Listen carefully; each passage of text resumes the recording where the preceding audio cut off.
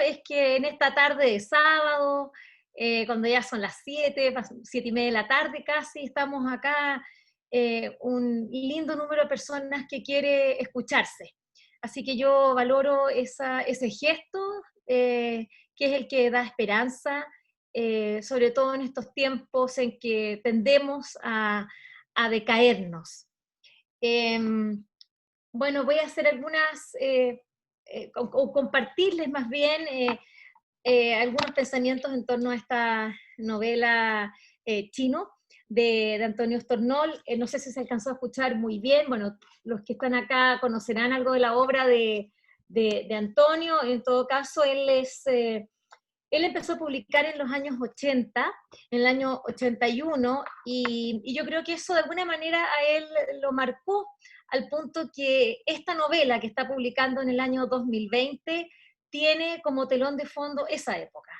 Ahí hay una marca, es parte de una generación de autores que vivieron su su ser literario, su escritura, su ser ciudadano en un Chile que hoy día recordamos así como en blanco y negro, pero que se repite de alguna manera, tristemente, sobre todo por muchos hechos que nos comprueban que hemos avanzado en temas esenciales poco.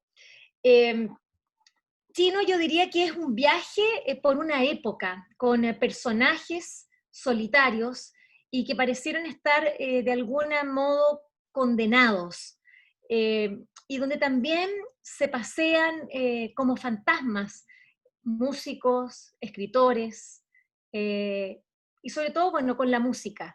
Este chino, su nombre es Ricardo Wong, y él es un músico innato, es un joven que tiene la música como un don y lee la vida a través de la música, y no cualquier música, sino que a través del jazz, que para los que son especialistas, yo no soy como Marco Antonio que tiene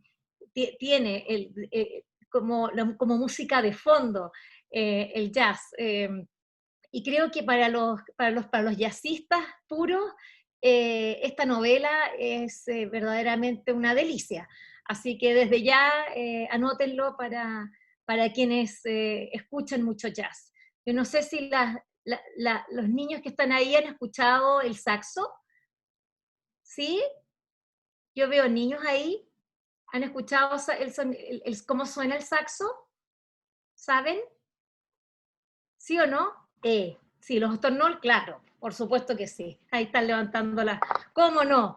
Eh, por cierto que el saxo es una música cadenciosa y que nos remite, ¿no? A una espesura, a una manera de sentir las cosas eh, más bien, podríamos decir, un poco a veces triste, melancólica, y claro, para estos tiempos de COVID, creo que bien vale empezar a entenderla mejor, ¿no?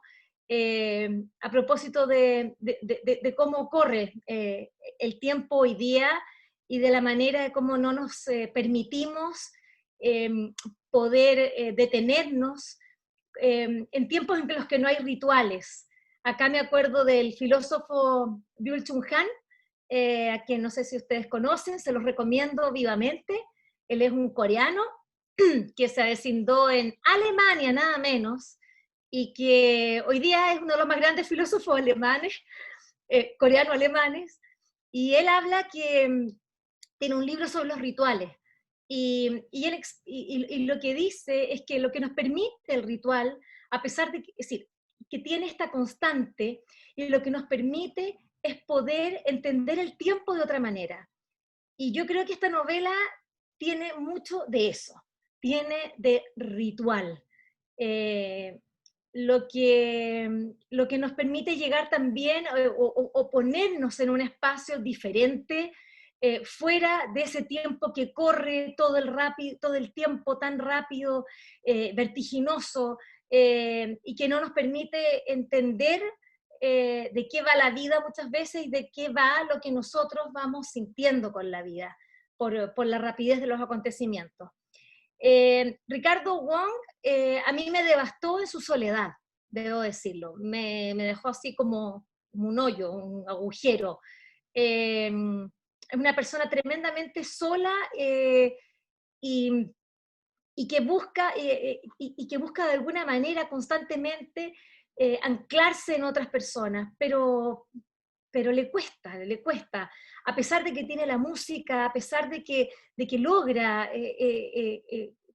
hacer esa comunión, pero acá no vemos a sujetos comunitarios, sino que vemos que esos sujetos se unen por la música en un momento, pero acá no hay comunidad en esta novela. Y me llama la atención porque de alguna manera las novelas, y acá estamos yo en ese sentido como que me gusta leer las novelas como lectora bastante ingenua, entonces empiezo a pensar las relaciones entre qué del autor hay acá, o qué nos qué nos quiere decir, en definitiva, su idea de sociedad, su idea de relaciones, y yo creo que esta novela de Antonio en ese sentido tiene un mensaje que me conecta como decía, con lo de Hannah a propósito de los rituales, que nos está llamando y que nos está haciendo como una suerte de, bueno, enfocando, ¿no? Como lo pasa en las novelas, iluminando un espacio de nuestras vidas o un tempo, cómo estamos viviendo esa vida.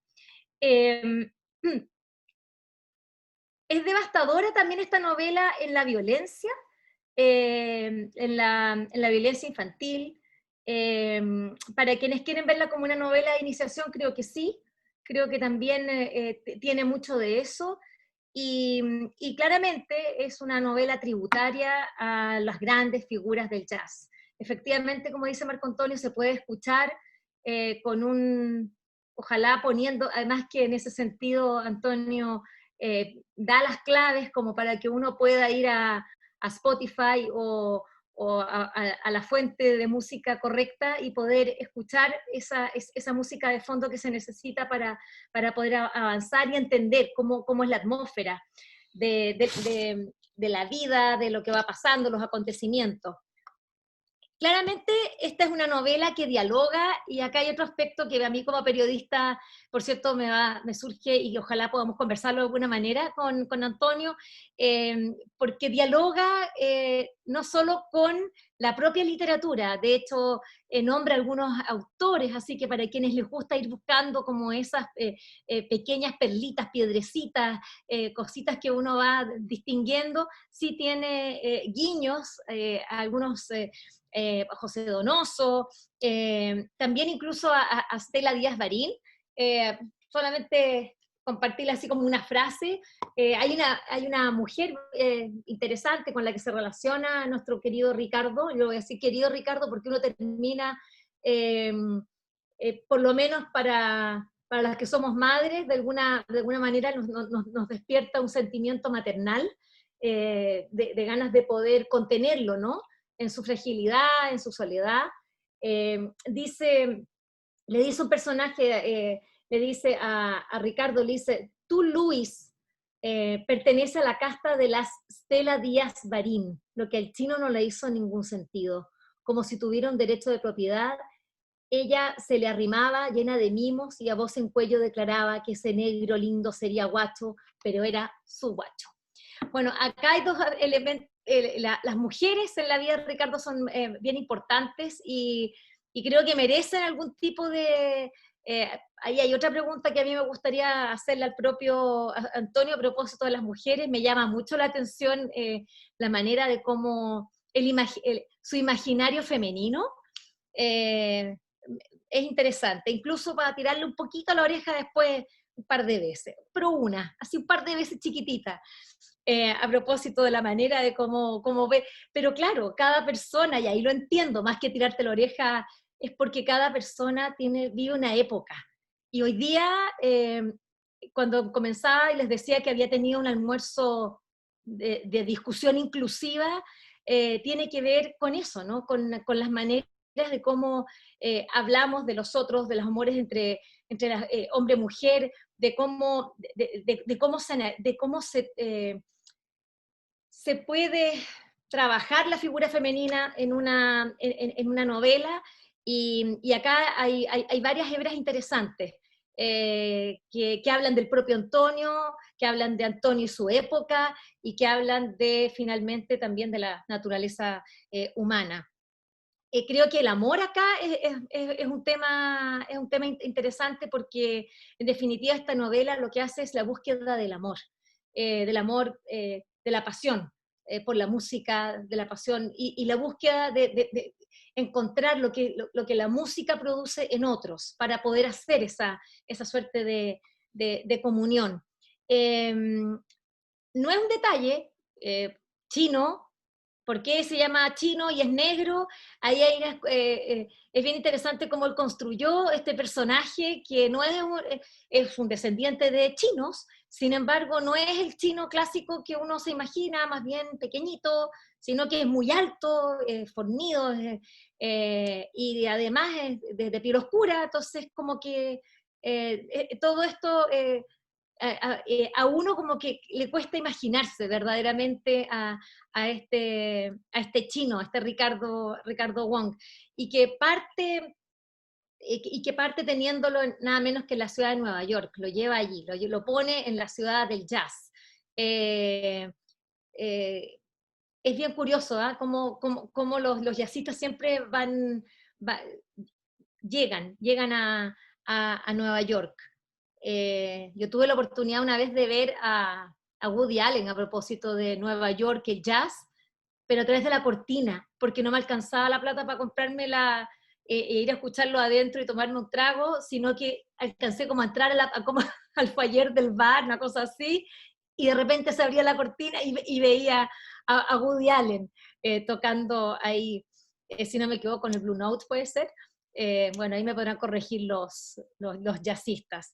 Eh, Tuve la sensación de también, a propósito de esta novela que es dialógica con otros autores, con una época, me recordó a Polidélano mucho. Lo sentí muy cerca a propósito del jazz, a propósito de la soledad, a propósito de la bohemia que refleja el propio Antonio.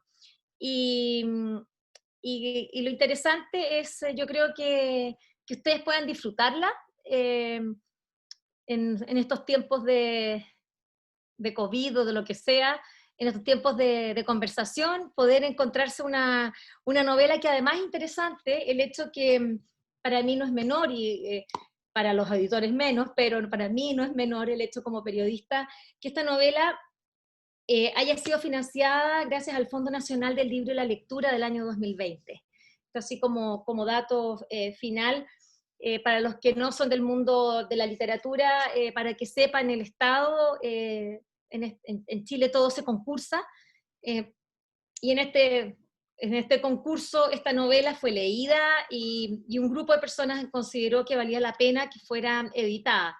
Y debo decirlo, espléndidamente editada. Felicito a los editores. Es una novela que desde el punto de vista técnico está muy bien hecha, porque una cosa es el trabajo de Antonio y otra es el trabajo de los editores, que tienen que fijarse en muchas cosas.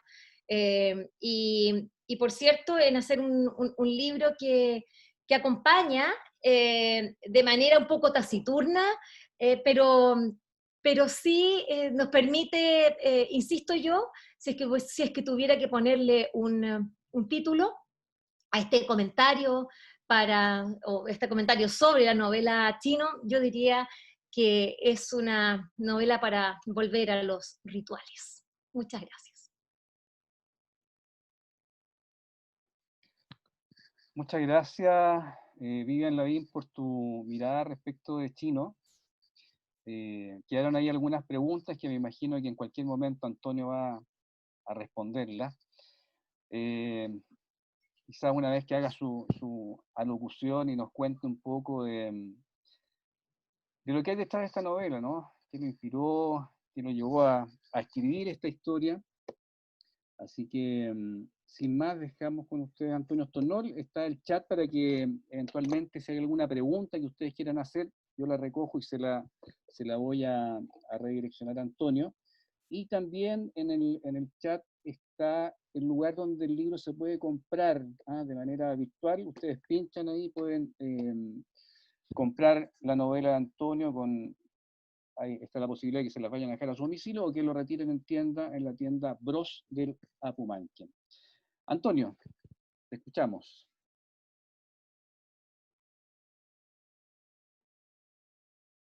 Antonio, pero... Antonio, tienes que activar... Ahí estamos.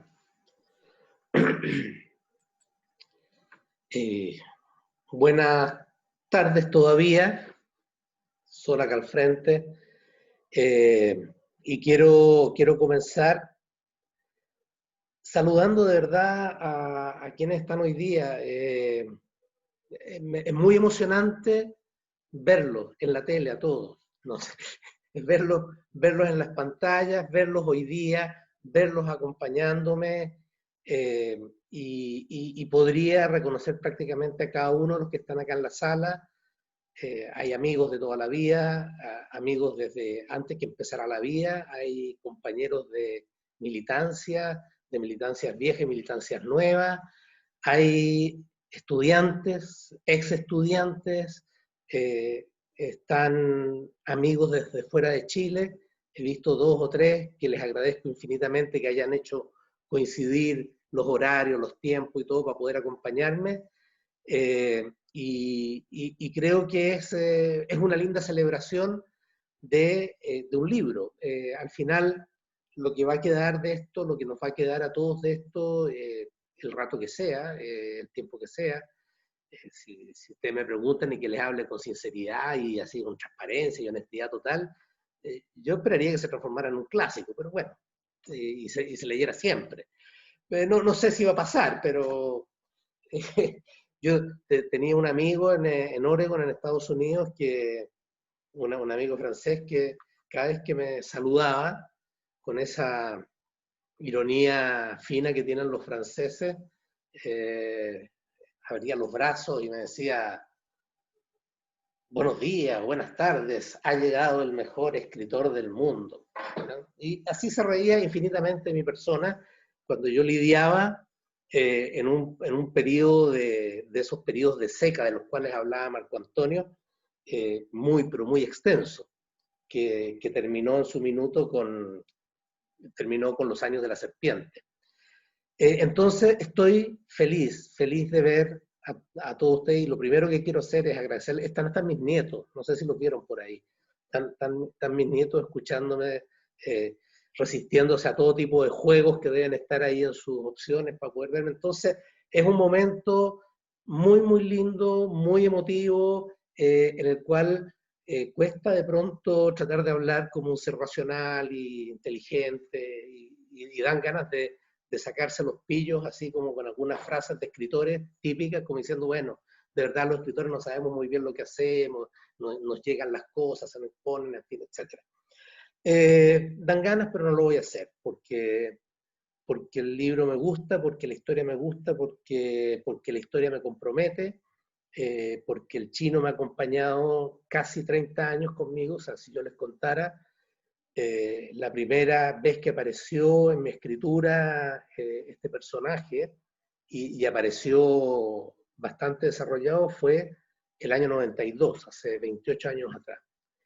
Y desde esa época a la fecha había estado, yo lo digo así, me había estado como coqueteando. Cada tanto me hacía un guiño, me tiraba una sonrisa, así, Serrat diría, me invitaba a tomarme un café, y yo entraba a la novela y trabajaba en la novela, y estaba un tiempo, y llegaba un punto donde la novela no se me cerraba, o se me cerraba más bien a mi posibilidad de hacerme dueño de ella. Y así pasaron 28 años hasta que hace un par de años atrás, gracias a la generosidad y interés de Marcelo Simonetti, y luego supe a través de su editorial, me preguntó si tenía algún texto como para publicar. Esa misma pregunta que a la cual refería Marco Antonio, y le dije, mira, tengo este borrador tan antiguo aquí, que de verdad ya a esta altura no sé si vale la pena o no vale la pena. Lo tenía ahí. Fíjense ustedes, una novela escrita completa que ha llevado casi 30 años guardada o puesta ahí al lado, en ese margen donde uno no siempre se atreve a entrar, etc. Y le entusiasmó la novela, y el entusiasmo de Marcelo me entusiasmó a mí, y nos embarcamos en este proyecto de empezar a dar la escritura final de esta novela, que yo creo que me ha tomado, no todos los días, pero me ha tomado como eje central y de fondo de mi actividad literaria durante los últimos 2 años. Esta es una novela que arranca de los años 80 absolutamente, pero arranca de ciertos años 80. A mí me tocó trabajar en los años 80 en Talagante. Pueden reírse los que sepan el chiste, lo pueden reír todos, pero yo trabajaba en Talagante. Todos los días, viajaba. Salía a las 7 de la mañana de mi casa, me subía arriba a una citroneta, 50 minutos, Cerrillo, Autopista del Sol, salía a Talagante, camino Isla Maipo, en la mitad del campo llegaba un colegio, en el que yo trabajaba. Y así me lo pasé la mayor parte de la década del 80.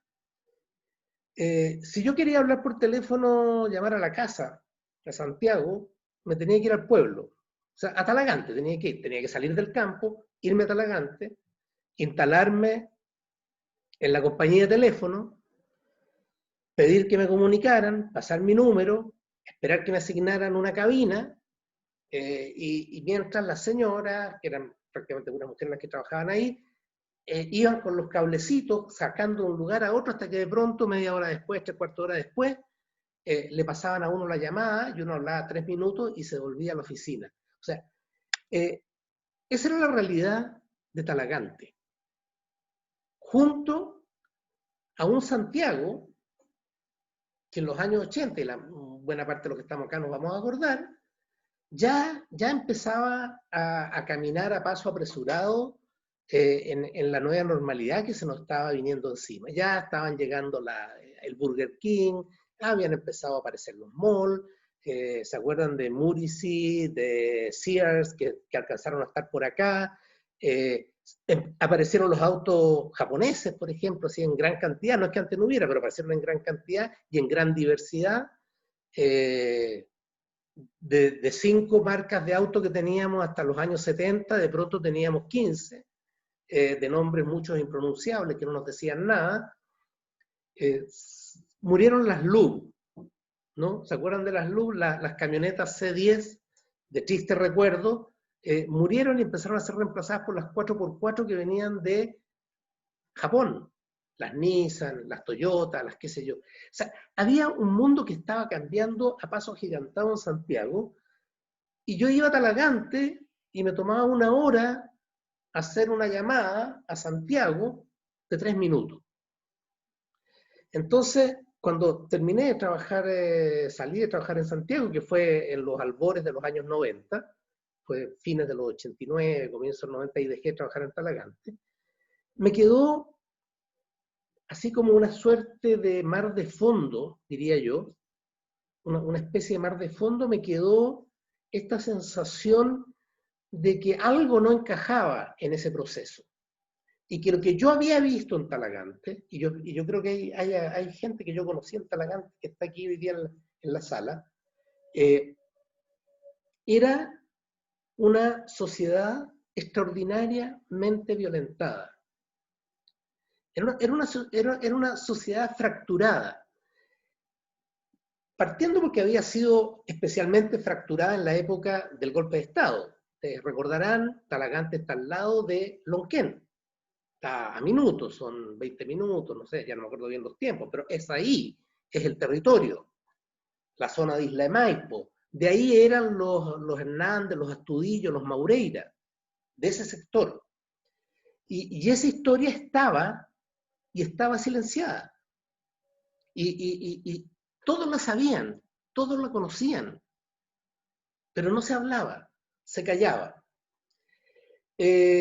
a mí me tomó tiempo empezar a darme cuenta en esa sociedad, yo que era un afuerino, ¿no? Un perfecto afuerino en ese lugar, a darme cuenta de que, claro, no todos eran las personas con las cuales yo me relacionaba en el colegio, que era un colegio particular, que tenían una cierta posición, entonces parecía que era todo muy consistente con lo que se vivía en el país. Pero no, dentro de eso también había todos los matices que ustedes se puedan imaginar. Y había también yo diría una relación tensa entre formas muy tradicionales de vivir, muy conservadoras de vivir, y una nueva modernidad que tenía un cierto aire de liberalidad que era muy atrayente. Y es en ese cruce donde se sitúan los personajes y se sitúa la historia del Chino. Lo que yo quería era intentar mirar, explorar de alguna manera ese choque en la vida íntima, silenciosa de una zona silenciada, de un país silenciado. En los años 80, acá en Santiago, para hacer un poco de historia, ya teníamos protestas, ya teníamos actividad en las universidades, ya los centros estudiantiles. La vida está bastante más suelta. En las ciudades más pequeñas era todo bastante más comprimido, era todo bastante más reprimido. Entonces, eran estos dos lugares. Y pasaba se había inaugurado hace poco la doble vía desde Padre Hurtado hacia la costa, la gran autopista del Sol en aquella época, y ese lugar era, esa autopista era una especie de gran herida que rompía ese espacio, con lo bueno y con lo malo. Y en ese lugar se instalan estos personajes. Por otro lado, está el Chino. El Chino que yo desde el principio lo pensé que era un sujeto marcado por una triple discriminación. Porque era chino, porque era chinadito, porque era negro y porque era guacho. O sea, ya no le podía tocar peor en la repartición de los temas. Y este sujeto llega a este colegio, llega al colegio donde ocurre la novela, castigado. Él viene de un castigo brutal, que es exiliarlo de la familia, así al estilo de los clásicos griegos, ¿no? Así cuando el rey se enojaba y los echaba de la ciudad y les prohibía volver a entrar y que se acordaran de ellos, que le hicieran honores fúnebres, etc. O sea, así es expulsado el chino del seno de una familia que ya es una familia discriminada, que ya es una familia enquistada, que ya es una familia violenta. Y en ese sentido, sí me hace pleno sentido todo lo que Vivian decía respecto a las soledades y respecto a las violencias que hay sobre estos sujetos, ¿no? En los años 80 eran años violentos. Mi particular mirada me hacía pensar que la violencia era mucho más sutil, más civilina en cierto sentido, que la típica violencia obvia que uno podía encontrar en la vida de los años 80 en Chile. Había una violencia muy, muy en el fondo de cada ser humano. A mí me pasó, y esto son imágenes que me quedaron de vivir esa experiencia, de entrar a una parcela, tierra, animales, con los días de lluvia, barro, o sea, uno entraba con los pies con barro, etc., y entrar a la parcela, o sea, a la casa de la parcela, que era una casa chilena, ¿no es cierto?, tejita, esas cosas, y adentro encontrarse lo que podría estar en una torre de 20 pisos, a todo lujo, con, no sé, los jacuzzi, los espejos, los brillos, la cerámica y los artefactos traídos de España, y no sé. Entonces, sí, pero ¿qué es esto en medio del campo chileno? Los campesinos ahí a la vuelta. O sea, todo muy, muy violento, y ese es el escenario que a mí me importaba, y ese es el punto que a mí me interesaba llegar. Junto con eso, yo creo que los personajes, casi todos los personajes, no sé si todos, pero casi todos los personajes, desde el punto de vista de su relación con la sensualidad y la sexualidad, lo que hacen es moverse por el imperio del cuerpo y de los deseos del cuerpo y de las imposiciones del cuerpo. Con todo lo que eso cuesta, piensen ustedes en la estructura de alguien hiperconservador donde el cuerpo se le subleva. Piensen en alguien que está abandonado y que el cuerpo se le subleva. Piensen en alguien en que el cuerpo se le puede conectar con la música, con el baile, con la pintura y poder encontrar un nuevo sentido en la vida. Y ese juego a mí me interesaba desplegarlo, y eso ya no sé si tiene que ver con los 80 o con nada, eso tiene que ver, creo que yo, conmigo, con probablemente las deudas que mi generación tiene con el cuerpo, que no son pocas, en el sentido de que lo hemos maltratado, lo hemos castigado, lo hemos excedido, y de alguna forma no hemos pensado en él, hemos pensado que el cuerpo nos iba a acompañar infinitamente, y cualquiera de los que estamos acá en cierto nivel, hacia arriba, diríamos, hacia adelante, sabemos que el cuerpo hay momentos en que deja de acompañarnos, ¿no? Y empieza muchas veces a ser un lastre. Entonces, ese es el mar de fondo desde donde nace el chino. Yo debiera contarles por qué me demoré 28 años en terminar esta novela. Una respuesta así como muy políticamente correcta sería decir, bueno, es que la historia maduraba, ¿no? Y se iba imponiendo en mis procesos, y yo necesitaba la madurez para escribir y todo. Algo habrá de eso en algún punto. Pero por sobre todo es un tema súper literario, y que esto es bueno para cuando uno trabaja con la experiencia literaria. Y es que, lo voy a decir de manera paradójica para hacerlo más divertido nomás, pero esta novela yo no la había podido terminar porque el primer capítulo era extraordinario. Ese era todo el problema que tenía la novela. El primer capítulo era tan bueno que el resto de la historia no sostenía el primer capítulo. Así de simple. Y cuando lean la novela y cuando, si la lean, si la compran, si la tienen, lo que sea, lo último que escribí es el primer capítulo, porque es totalmente nuevo. Y ese es un tema súper técnico. Al final, el primer capítulo, por la manera en que estaba planteado, proponía un tipo de relato y un tipo de narración que a la historia del chino no le acomodaba, y no permitía que se desplegara la historia del chino. Así que un poco esa es la historia. Y como yo digo, yo lo he dicho muchas veces porque esta no es, esta yo diría que es como debe ser mi tercera novela donde las mujeres ocupan un rol muy importante en medio de las novelas.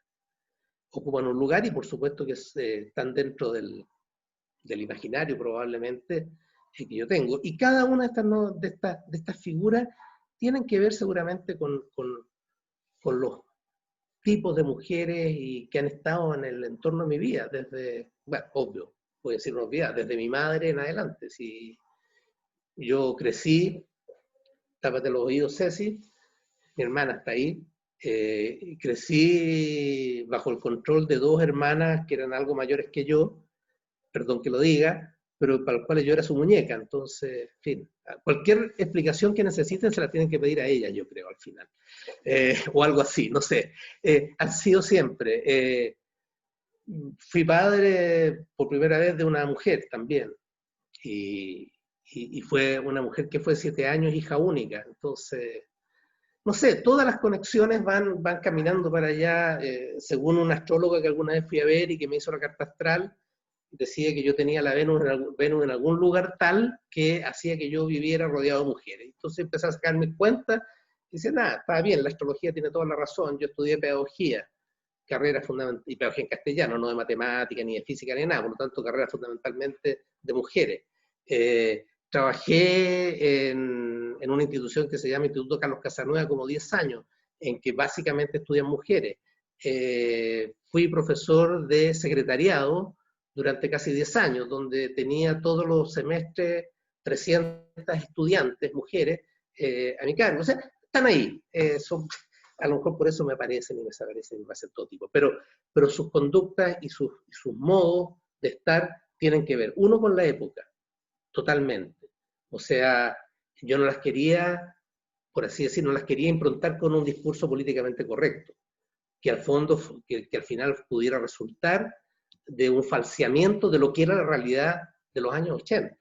Y yo estoy escribiendo, yo siempre he escrito novelas de corte realista, entonces necesito los parámetros de cierta verosimilitud que operen. Entonces, mis personajes masculinos, para que puedan ser más o menos creíbles, tienen que tener ciertas conductas que son absolutamente reprobables, muchas de ellas, ciertas maneras de aproximarse, cierta manera de pensar, la relación con la mujer, etc. Yo creo que eso pasa, que es así, y no voy a inventar una nueva década de los 80, no le voy a poner otro lugar a los 80. Los 80 fueron como fueron, y fueron súper brutales para las mujeres, en primer lugar, para los hombres, para qué decir, para la gente que tenía otras opciones sexuales o otras opciones de género, o sea, muchísimo peor, como le ocurre a uno de los personajes de la novela, que tiene que abdicar de su vida producto de eso. Y lo último, y con esto termino la parte como más expositiva, sí también creo que hay elementos de esta novela que a mí me importan desde el punto de vista de la tradición literaria o de la conversación literaria que yo tengo.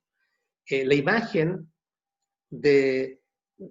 Hay dos libros de referencia que yo creo que, aunque yo no los tenía presentes conscientemente, pero creo que sí están presentes en la conformación de la novela del Chino. Uno es El lugar sin límites, que es un clásico, de José Donoso. Y en El lugar sin límites, para los que no lo hayan conocido, no lo hayan leído, es la historia de un prostíbulo que tiene toda su esperanza puesta y ha invertido en un bullícer porque la Ruta 5 Sur va a pasar por el costado. Y resulta que en último minuto, la Ruta 5 Sur, que es una gran carretera, qué sé yo, que va a traer el mundo moderno, se corre unos cuantos kilómetros hacia el lado y este lugar muere.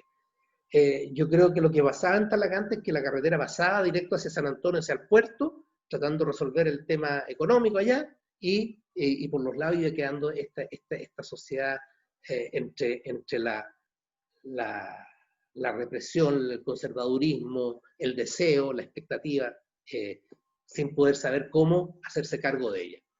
Y hay otra novela maravillosa, mucho más contemporánea que José Donoso, de Cynthia Rimsky, que se llama Ramal. Y en esa novela, la imagen, para quienes no la hayan leído, lo cuento en 2 segundos, es el personaje está haciendo una inspección de las posibilidades turísticas del ramal Talca-Constitución, que es un ramal de trocha angosta, o sea, es un tren chiquitito que va desde Talca, que está en el eje de la carretera Ruta 5 Panamericana, hacia la costa donde hay un pueblo que es Constitución. Y en ese lugar corre este tren, y ahí quieren ponerle turismo, pero cada vez que el personaje se baja del tren, es como si el personaje no se fuera a un lugar distinto, sino que se va a otra época, donde el vino se hace de otra manera, donde se hace de la manera antigua, donde la gente vive en un tipo de pobreza que ya no se conoce en las ciudades, etc. Es una imagen, es como lo dije en o lo escribí en alguna columna, es esta idea, esta sensación de que nuestra modernidad no logra avanzar desplegada para todo el mundo.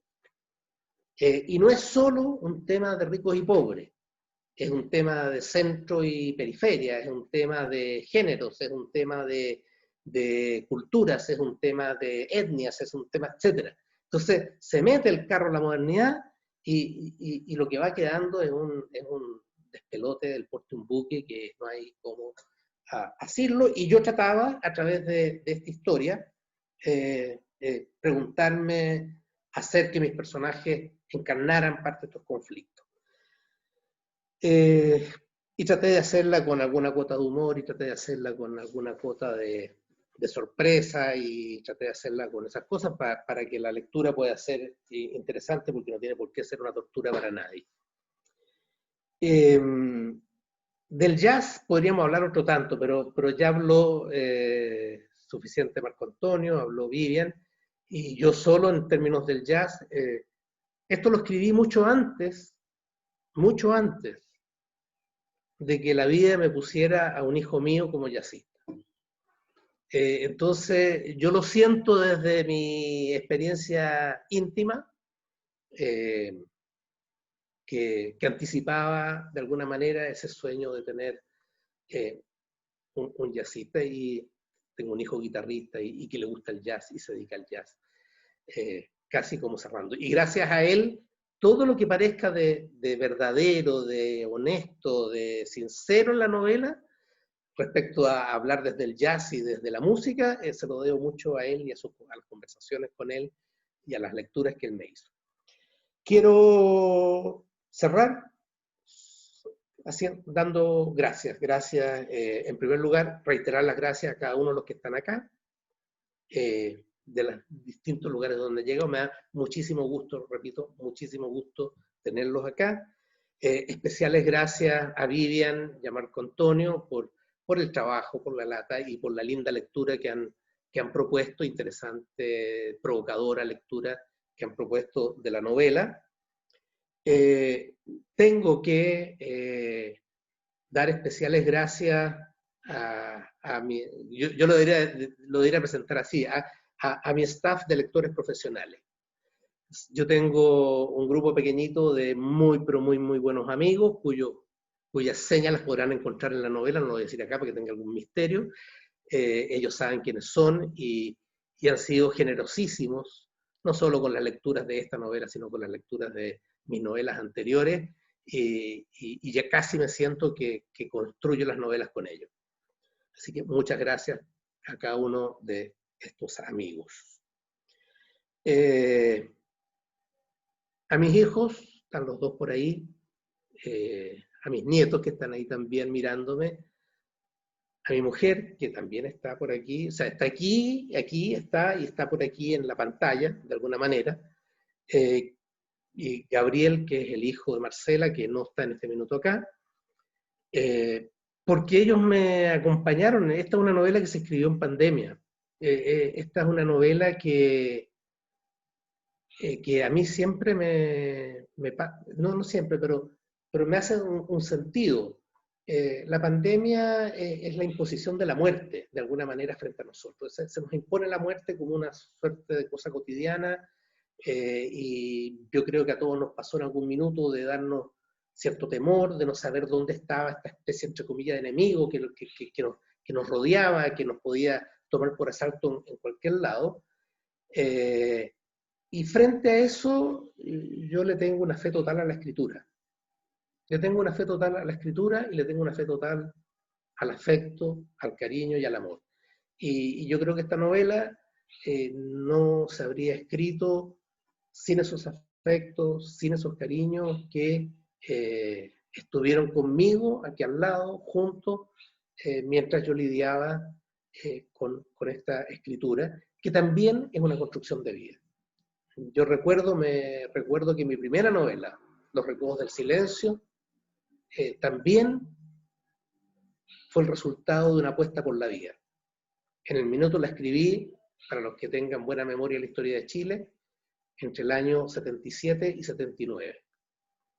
Entre el año 77 y 79, la dictadura de Pinochet había arrasado en esos años específicamente, con todo lo que fueron las direcciones y muchos militantes del Partido Comunista y de las Juventudes Comunistas. Andaban detrás de nosotros, andaban ahí a la casa. Yo todos los días en esos años me enteraba de compañeros que habían sido detenidos, compañeros que estaban desaparecidos. Y frente a ese escenario, mi respuesta fue sentarme en la casa, Avenida Pedro Valdivia, frente a la Puerta Maratón del Estadio Nacional, en unas casitas chiquititas que ahí están todavía, y en ese lugar escribir Los Recodos del Silencio, apostar por estos compañeros de colegio que le apostaban a la vida y que querían hacer la revolución, o querían sobrevivir, o querían lo que fuera.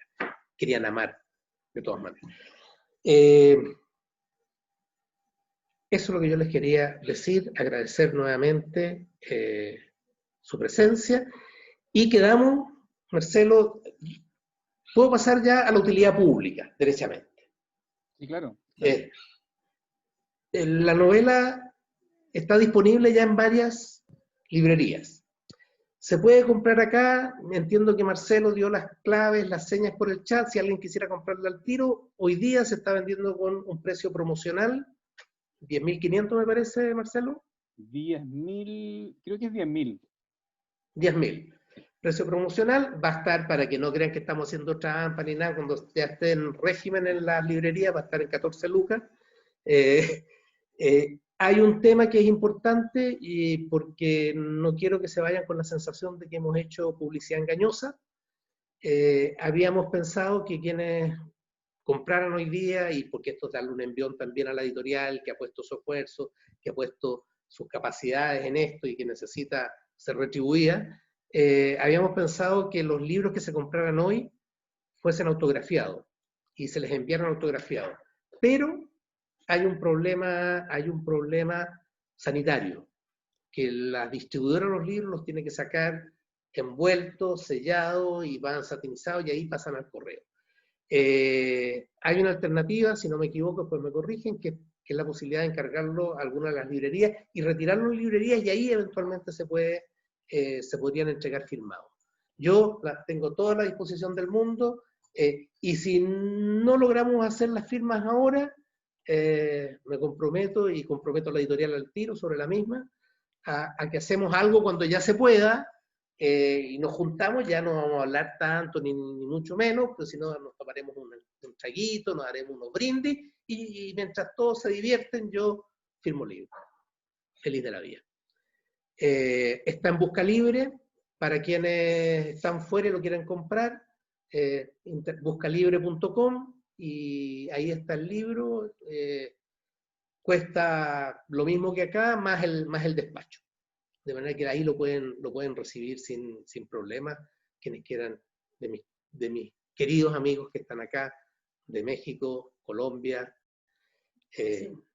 Brasil, en fin. Muchas gracias por estar acá conmigo.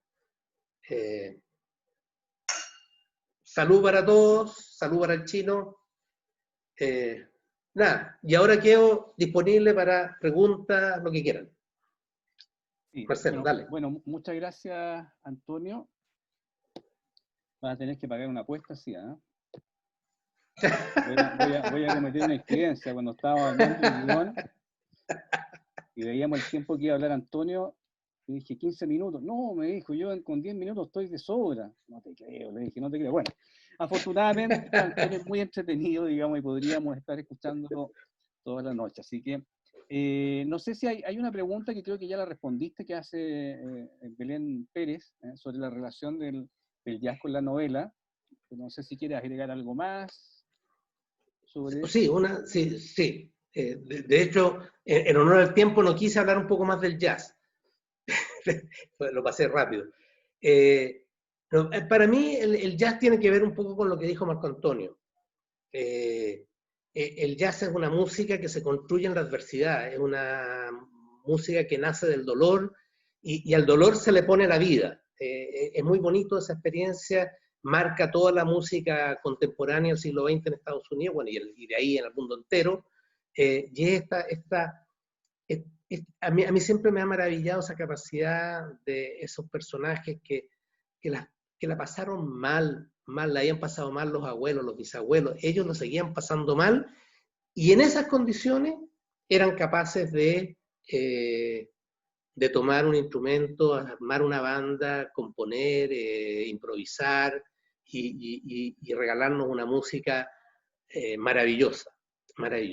Entonces, a este personaje del chino, que estaba tan... ¿A qué se puede aferrar un personaje como el chino para poder vivir cuando lo han lo han tratado pésimo, lo han desterrado de la casa, no quieren, lo tienen clausurado, le han contado historias de su vida que no son verdad, etc. ¿A qué se aferra? A ese talento que a través de una especie de, no quiero espolear nada, pero logra un truco, por así decirlo, que le permite, sin ser músico, hacer música, sin tener instrumentos, ser músico, porque la música es él. Un poco eso. Más o menos eso es lo que yo me imaginaba, Belén. No sé si te contesto, pero muchas gracias por la pregunta, muchas gracias por estar acá con Sí, oye, Belén Pérez, de nuestras primeras alumnas de la Escuela de Literatura. Gran valor. Bueno, acá Leonor me dice, y le pasamos el micrófono a Vivian, porque dice, me gustaría saber por qué Vivian dijo que le quería dar a Antonio un tirón de orejas en relación a los personajes femeninos. Absolutamente, cedía la palabra. Bueno, esa es la editora, porque quiere saber quién le encontraron a su libro. Para los que no han escrito libros, yo les quiero decir que, a ver, primero, las presentaciones son como celebraciones de cumpleaños. Son días de dicha, eso es, una celebración de cumpleaños, es muy lindo, es ánimo exultante. Y los editores viven una sensación parecida. Es dar a luz el libro finalmente. Hoy día ya cuando el libro ya entra, pasa a las manos de los lectores y con eso el libro ya deja de ser del autor, ya no pueden hacerle nada, ni los editores cambiarles algo en imprenta, nada, menos el autor. Ya el libro ya es un hijo que emprende vuelo. ¿Qué me pasó con los personajes femeninos?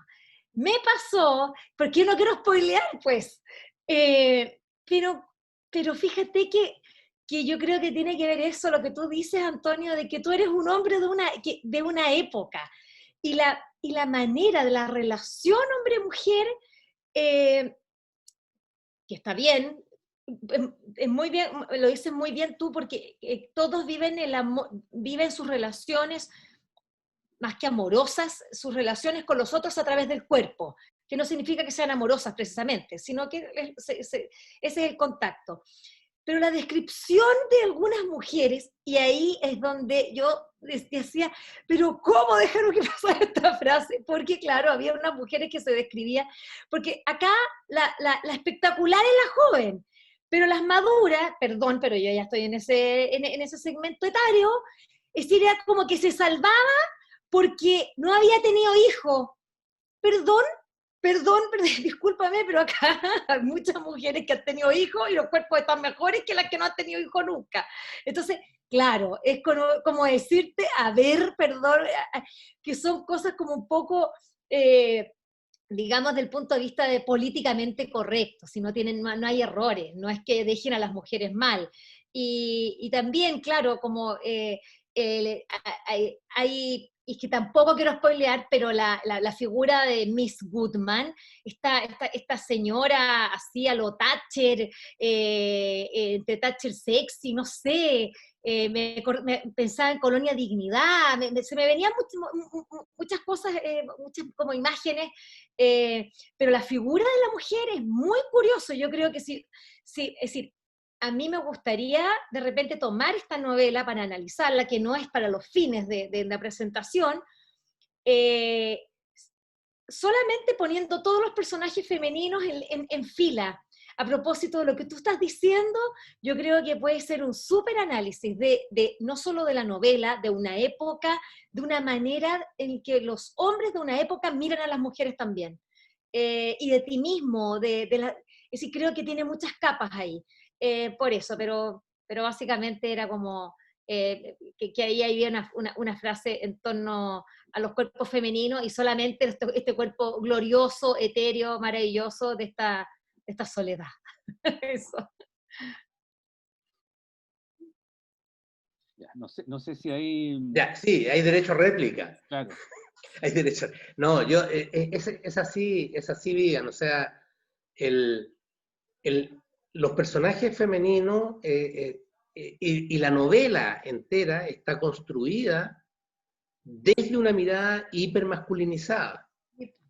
Y no está, o sea, en ese sentido, por ejemplo, es muy distinta de Dubrovnik, mi anterior novela, donde el mundo está mucho más construido desde una mirada más diversa, desde una mirada más joven también, más de los tiempos de los años 90, más procesada, y entonces otro lenguaje.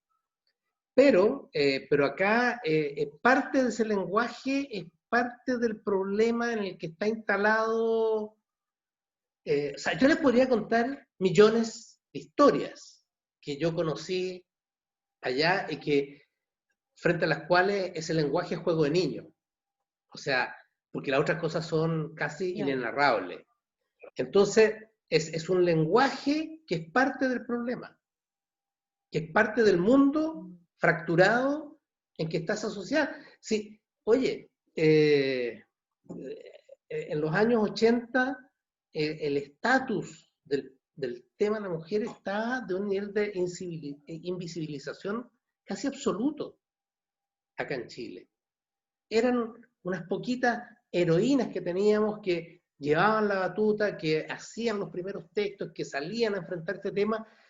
Las escritoras nuestras hacia atrás estaban en una especie de tercer y cuarto camarín antes de salir al escenario, si es que alguien pensaba que alguna vez iban a salir al escenario, que no voy a repetir las típicas, ¿no es cierto? La Gabriela Mistral, el premio, y la cantidad de premios Nobel de mujeres y hombres, etc. O sea, entonces, los 80, eso está ahí, está puesto. Eran unos años muy brutales en todo sentido, no solo en el sentido directamente político, porque esto también es político, sino que en el tema de las relaciones personales. La propia irrupción del consumo como paradigma de relación social y cultural es también muy brutal. Es muy violento para la gente. Entonces, eso pasa, y sí, estoy totalmente de acuerdo. Yo no lo diría jamás. A nadie le diría lo que algunos personajes de acá dicen respecto de las mujeres en la novela. Pero tampoco puedo negar que así lo decían y que así todavía hay mucha gente que lo dice. Mucha. Y mira, hay algo que apunta Felipe Canales, dice: me encanta cómo la atmósfera que describen convierte la novela en una especie de hipervínculo intergeneracional. Y luego agrega: para alguien que no vivió en los 80, como es mi caso, el jazz y el chino traspasan la barrera de los años y nos sitúan en una historia que finalmente es de todos. Y Cecilia... Gracias, Felipe, gracias. Felipe, ex alumno mío también, de los primeros tiempos de la Escuela de Literatura. De ahí Marco se acuerda también. Abrazo, Felipe. Yo me sumo al abrazo, también fue alumno mío en algún momento. Así que... Oye, y Cecilia Ostornol dice: devela una realidad que hasta hoy existe en Chile, a 50 minutos de Santiago, qué decir del resto de los rincones. Y Jaime Ales dice que ya compró la novela, pero han pasado 3 minutos y todavía no le llega, así que está un poco ahí desesperado, ¿no? La quiere ya. Sí. Gracias, Jaime. Ahí está. Oye, Antonio, yo te iba a preguntar, pensando en todo el tiempo que esta novela estuvo guardada, ¿no? Estuvo ahí a la espera de terminarse y de ser publicada. Cuando la retomaste después de largo tiempo sin haberla revisado, no sé si te pasó que como que te reencontraste un poco con el escritor que había comenzado a escribir esa novela. Te lo digo porque a veces a mí me pasa que agarro un libro que ya leí hace mucho tiempo y lo lleno de marcas, ¿no? Entonces me gusta ver esas marcas del lector que fui hace ya 15 o 20 años. No sé si te pasa algo parecido al momento de retomar un texto que comenzó a escribir un Antonio Ostornol mucho más joven. Con esto no quiero decir nada. Nada, más joven era, más joven, sí. Claramente. Está bien dicho. Era mucho menos viejo que lo que soy ahora. La verdad es que yo nunca estuve tan distante de esta novela. Esta novela, cuando yo les decía que esta es una novela que siempre me andaba coqueteando, yo cada tanto la releía, tomaba nota, entonces hay más bien un continuum. Tengo como 3 cuadernos de notas de esto a lo largo de estas décadas. donde iba poniendo las cosas que me iban pasando, qué sé yo. Entonces, a ver, yo creo que esto tiene que ver, fíjate, con el tema de... Se está despidiendo un amigo mío desde Argentina. Abrazo para Marcelo y Mónica. Abrazo grande desde Buenos Aires. Tiene que ver con la manera en que yo escribo. O sea, a mí la historia yo la tengo que tener, por así decir, entera, para que me pueda ir fluyendo ya la parte de más detalle, de más construcción, pero primero tengo que tener la novela en su totalidad, saber cómo empieza, se desarrolla y termina, por lo menos. Y lo que me pasaba era lo que decía, que con respecto a este primer capítulo, que me la ponía en una línea que después no se cerraba. Y eso me costó darme cuenta. Y eso me lo dijo uno de mis lectores ahí firmes. También uno de mis lectores firmes y permanentes me hizo una observación respecto a la profundidad de los personajes, que fue algo que trabajé mucho en estos últimos 2 años, en cómo darles un perfil más individual, que yo creo que ganaron muchísimo, muchísimo.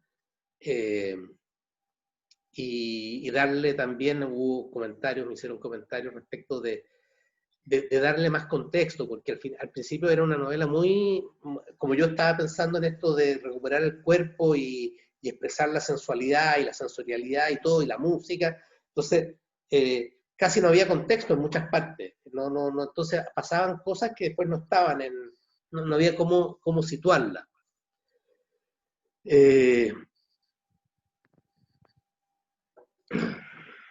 Eso, fíjate, o sea, entonces no tengo esa sensación yo tenía estas historias de mi experiencia en Talagante, las tenía siempre presentes, porque además fue para mí un aprendizaje enorme, yo creo que un ejercicio maravilloso, darme cuenta que, como te digo, aquí al lado y infinitamente lejos, había gente maravillosa. Y había gente maravillosa que me hubiesen preguntado 20 veces antes si yo hubiese podido tener algún grado de empatía o incluso simpatía por algunos de ellos, y te habría dicho no. Pero en ese contexto sí se podía operar. Mira, acá hay una pregunta que hace Álvaro Vázquez. Dice, quisiera saber cómo la mirada de Antonio de la realidad social y política de los 80 está presente en el relato. En las novelas de esa época, los personajes buscaban liberarse de la opresión en la vida cotidiana. ¿Hay algo de esto en tu novela? A ver, yo en esta novela tenía el propósito así íntimo, personal, expreso de intentar escribir una novela donde lo político, ¿cómo decirlo? Porque yo estoy convencido que la literatura, toda literatura es política, pero lo político, así como lo político referencial, por decirlo de alguna manera, no estuviera en el centro de la novela. Que ese espacio político fuese como yo sentía que era ese espacio en el Talagante silenciado. Que era una especie, era algo que existía, como la pandemia, ¿no? Estaba ahí, que se movía, que era peligroso, siempre había la sensación de que el espacio que te rodeaba era un espacio peligroso, pero el día a día se resolvía por otras variables. Entonces, mi enfoque de lo político contingente, que es muy distinto a lo que yo había hecho hasta Los años de la serpiente. O sea, Los años de la serpiente, desde Los recodos del silencio a Los años de la serpiente, hay un camino de una novela política, de una novela muy política. Los años de la serpiente, Los años de la serpiente son los años 80 vistos desde la política, desde mi posición política y desde mi experiencia política, en Los años de la serpiente. Eso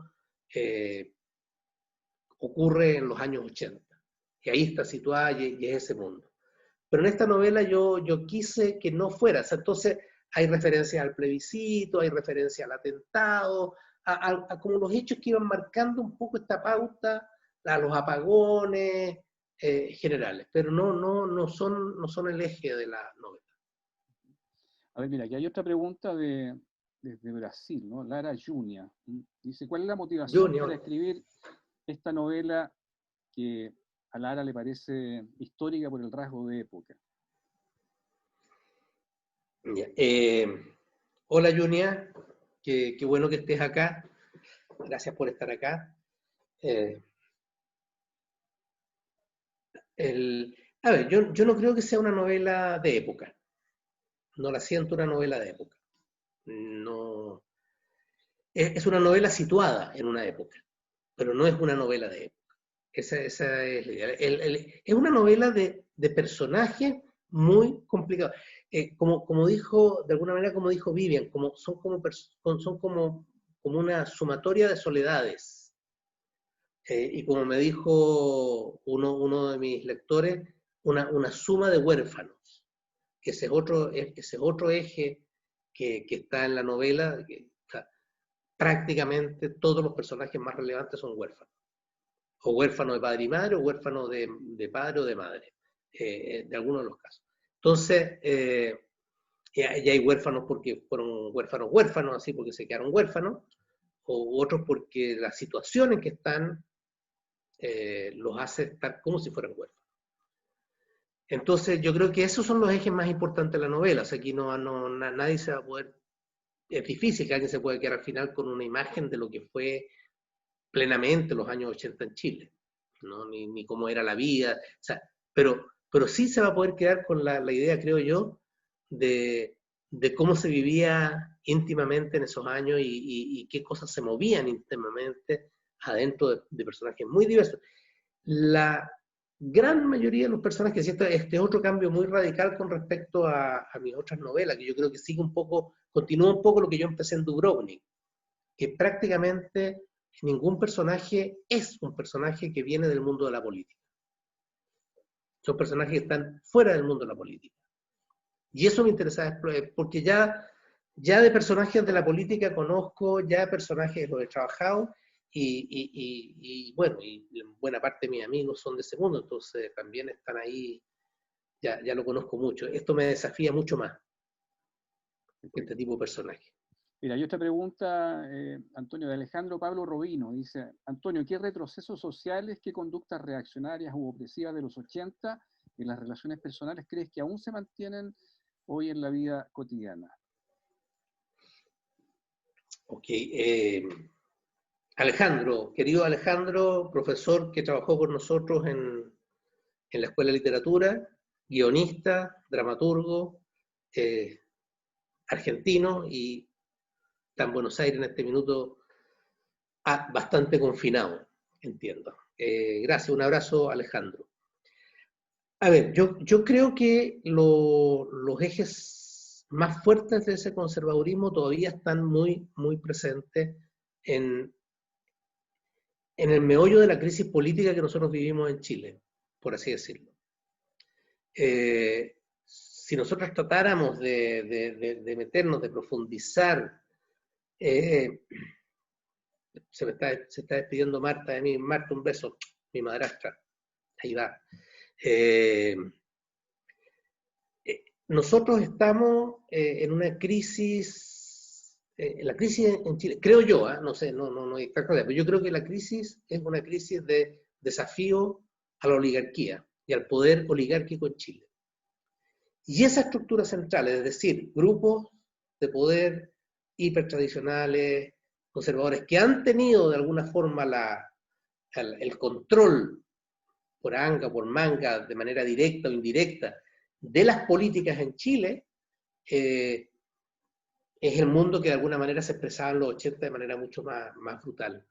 Entonces, hoy día, a propósito de lo que hablamos, el tema de la condición de la mujer en el mundo hoy día, eso ha cambiado. Sí, hay cambio en términos de la aceptación del discurso, de la instalación del discurso, de la aceptación más mayoritaria del discurso, pero en las conductas puras y duras, seguimos teniendo que vivir cotidianamente los feminicidios. Y eso ya no tiene ideología, ¿te caché? Esa cuestión ocurre simplemente.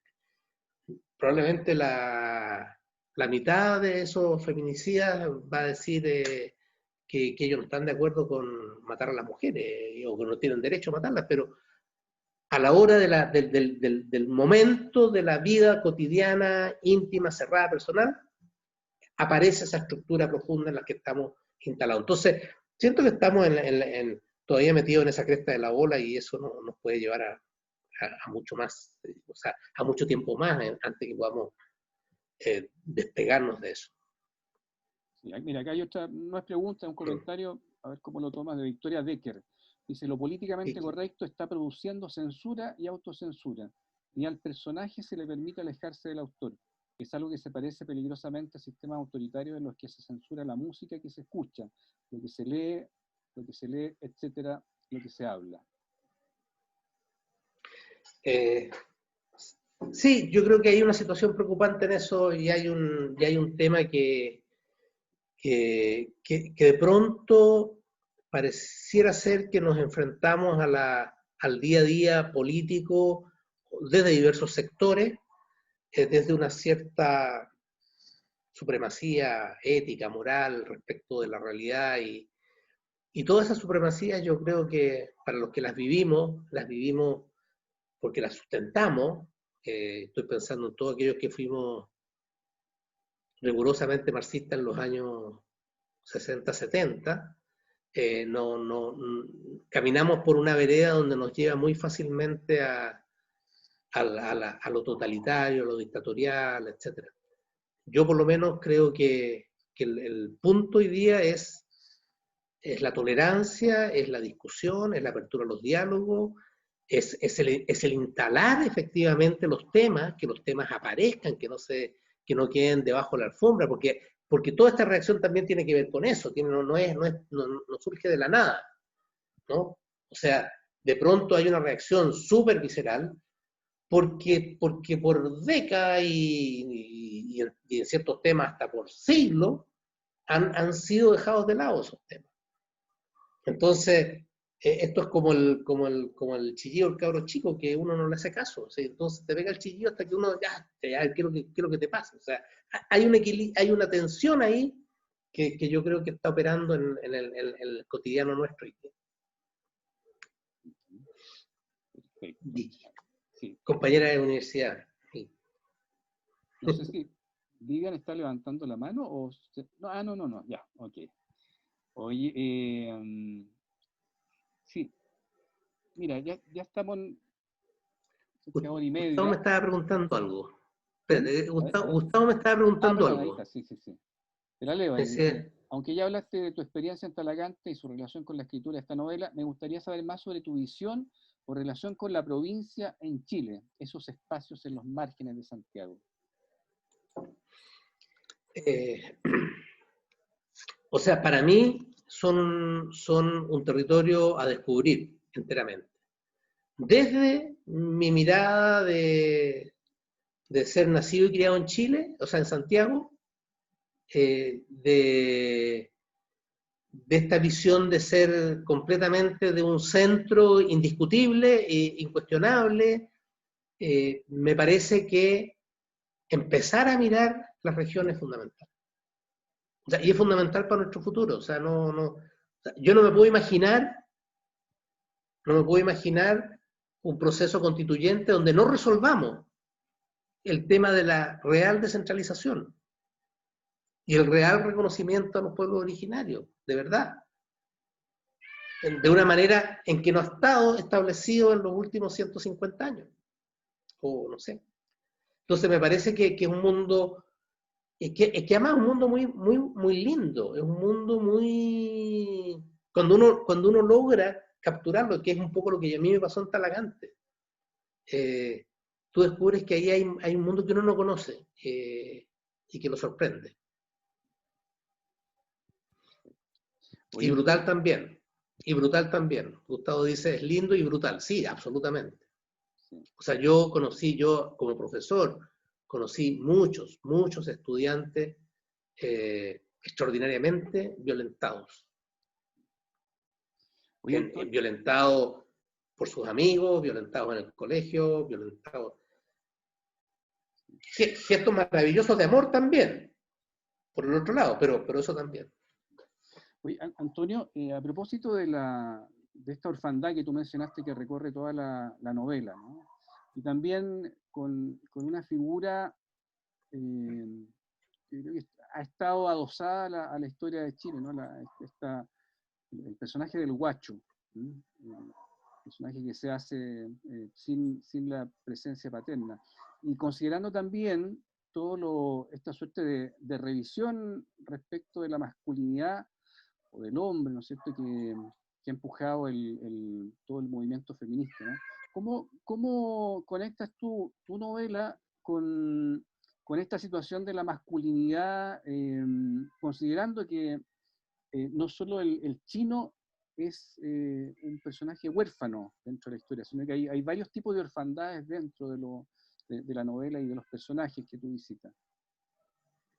Yo creo que lo primero que debiera decir, y que lo creo además, pero es que yo pertenezco a una generación literaria en que crecimos bajo la sensación de ser huérfanos. Básicamente porque nosotros del año 73, mi generación, el año 73, muchos todavía ni siquiera empezaban a escribir, iban a empezar a escribir en los años siguientes, otros estábamos recién empezando a escribir, teníamos, qué sé yo, 20, 21, 19, 17, 16 años. Ese es el rango en que nos pilla a lo que es la generación mía, mis congéneres, ¿no es cierto?, los contemporáneos míos. Y el mundo literario desapareció el 73. Dice, pero ¿cómo que desapareció? Es que desapareció. Lo más interesante que había a fines del 73 o comienzos del 74 era una tertulia que se hacía en la librería Nacimiento, ahí no me acuerdo si era Maquiver o San Antonio, al llegar a alguna calle como Monjita o Huérfano, y que se hacía en una especie de segundo piso chiquitito que tenía dentro de la librería, y que las dirigía, suponte, Oreste Plat, que como se escribía cosas como de botánica, no sé, de naturaleza, esas cuestiones, entonces era menos peligroso. Pero todo el resto era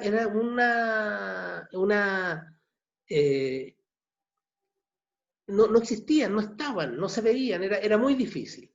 Entonces, súmale a eso que teníamos problemas con los libros, que tampoco era fácil encontrar los libros, no llegaban los libros de afuera. Las editoriales lo pasaron pésimo. Recién hacia fines de los 70 se empezó a activar una cierta forma. Entonces, esa es nuestra cuna de formación. Y por otro lado, tenemos una cierta huerfanía política, porque la clandestinidad, por una parte, rompe el vínculo entre la mayoría de la gente y las organizaciones políticas en ese minuto. La comunicación es muy difícil. Y buena parte también de esa dirigencia, que era la dirigencia con la cual uno venía creciendo, estaba fuera de Chile, o estaba presa, o estaba muerta, o estaba desaparecida. Entonces, nosotros es impresionante porque en esto no hay un manifiesto, no hay nada, pero tú empiezas a mirar las obras de los escritores de mi generación y te vas a encontrar lleno de personajes huérfanos. Son personajes que no tienen padres, son personajes que tienen que descubrirlo todo, que tienen que asumirlo todo.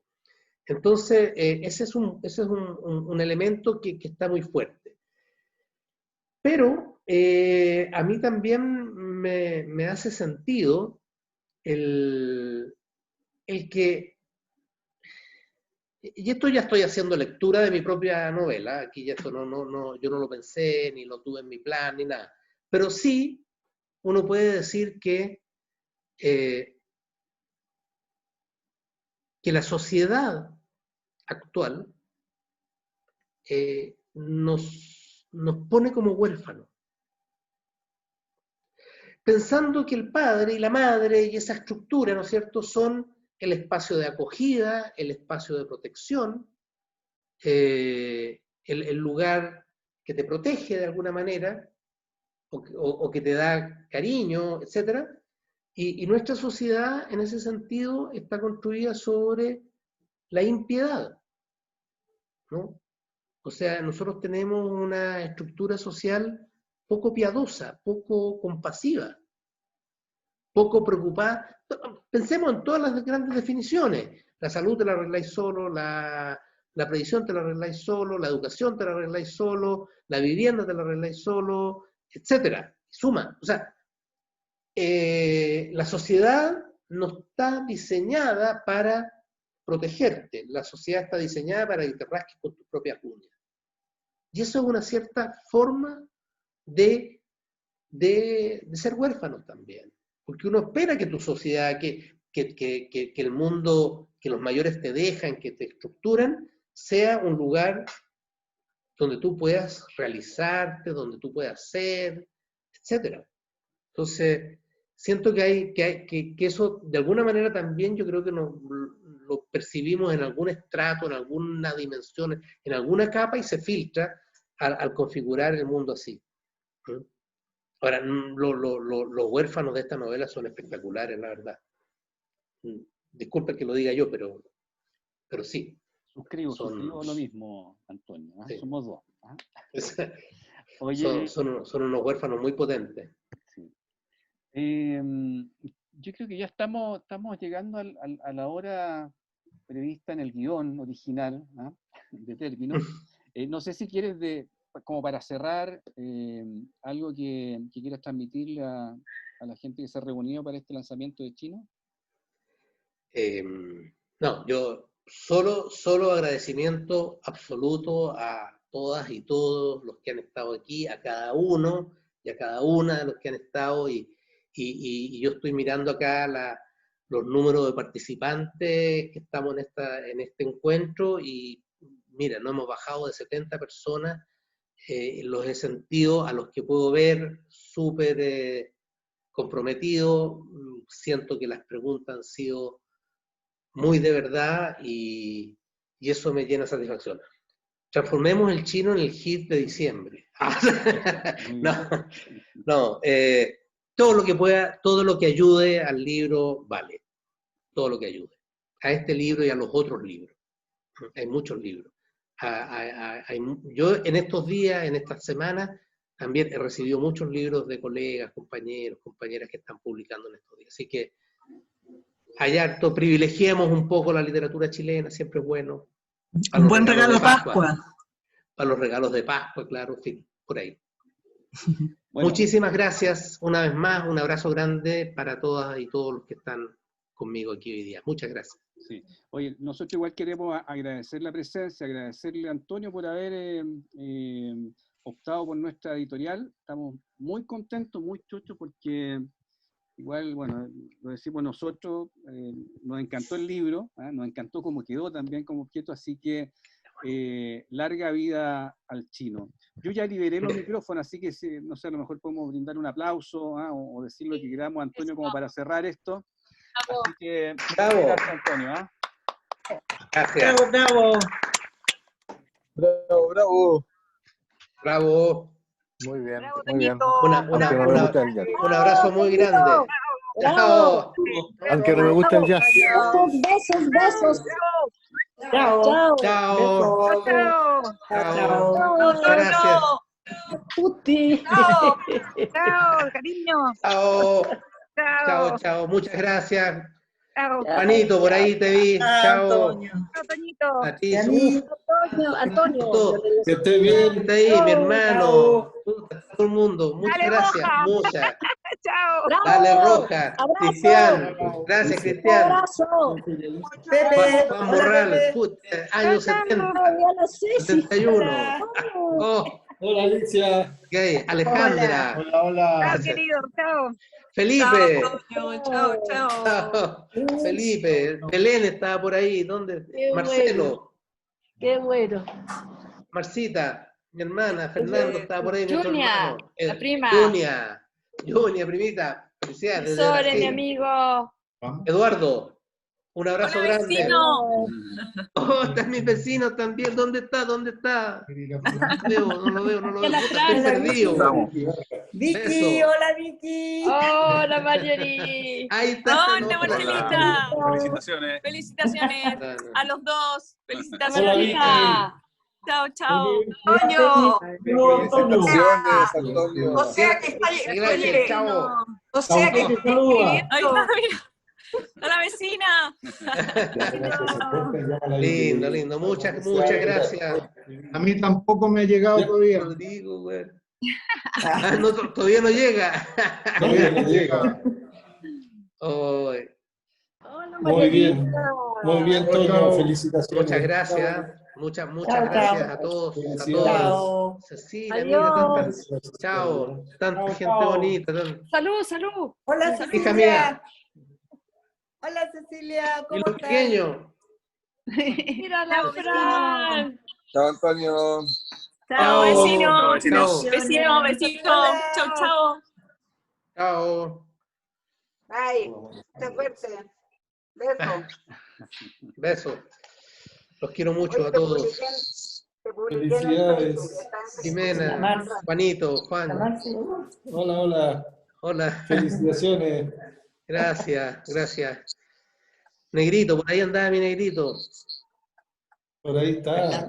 Por ahí está. Toño. Hola, Chao, Fernando. Fernandito. Chao. Hola, ¿cómo estáis? Linda Hola. presentación. Sí, estuvo bonito. No, René, amigo. Abrazo, René. Buena bolsita. Álvaro. Ahí está el negro. Ay, Marce, Toñito, querido. Negrito. Abrazos y besos. Gracias por estar aquí. Pero Salud. siguiendo Salud. siempre. Que es lo más importante. Salud. No se me vaya a ir la garganta. Vamos a ir a buscar. Vamos a ir a buscar algo. Está la Vivi. ¿Dónde está la Vivi? Ahí está la Vivi. Puta, no veo la Vivi. Perdón, disculpe la Está expresión. la Vivi. Lento, que hable la Vivi. Para poder verla. Voy a empezar a velar, apago el micrófono. Voy a apagar el micrófono. ¿Dónde está la Vivi? Apagado, Vivi. No, ¿Dónde está? ¿Dónde la ven? Se lo- ¿En qué página la ven? Yo la veo en la primera. Hay dos páginas. Ay, yo veo un perrito. Un perrito. Hola, Vivi. ¿Dónde está? No veo la Vivi. ¿Qué pasa Que la hable. segunda? Dile que hable. Ya, besito, Vivi. Besos Oye, que está grandes. silenciada la Vivi, no la vas a escuchar. Sí, no puedo cachar dónde está. Estuvieron presentes la mayor parte de mis grandes amigos de fuera de Chile. Fue muy bonito eso. Qué bueno. Ahí está Marcelo, mira. Marcel, Mónica. Un abrazo grande. ¡Ay, qué rico verlo! Qué rico, lindo. Un viaje. Ya, pues ya nos veremos con los que están fuera, cuando podamos poder movernos un poquito más. Ha sido súper lindo. Hay que llevar el libro de Brasil, firmado Antonio. Ya, obligado a ir a Brasil. Y vamos a ir a Buenos Aires también para llevar los libros, si no, ¿cómo? Tal cual. Exacto. Allá está la Vivi, ahora la vi. Perfecto. Mi prima Vivi, que está acá. Yo muestro acá, pero nadie sabe dónde está, en qué lado. Besito, Vivi. Bueno, Álvaro está ahí. Lindo. Bueno, ha sido un puro placer. Ya hay una cosa que lo último que voy a compartir con ustedes.